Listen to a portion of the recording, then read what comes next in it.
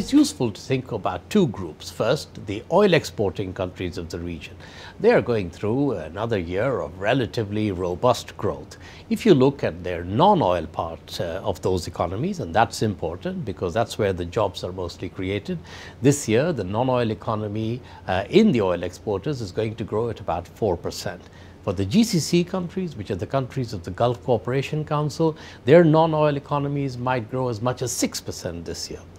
However, if you look at the oil importing countries, and this is the countries, some of which are in crisis, some of which are in political transition, this group of countries is going to have another year of relatively modest growth, about 3%.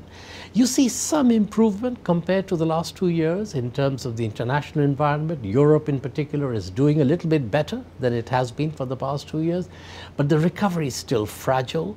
The growth rate is still too low for them to generate the kinds of jobs they need. So the challenge for this group of countries is how to build on the stabilization they have had and how to go to higher and more job creating growth.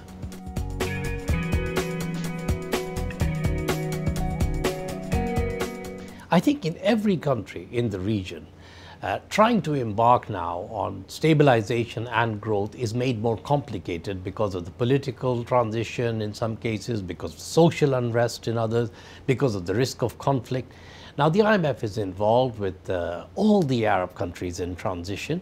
We have financing programs in Morocco, in Jordan, in Tunisia. We had one in Yemen, looking forward to having a successor program there.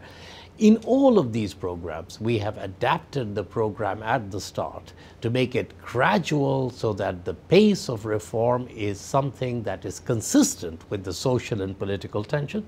And when these countries have experienced shocks, for example, in the case of Jordan, after the program that they embarked on 2 years ago started, there was the additional shock of Syrian refugees, which has had a big impact on the Jordanian economy.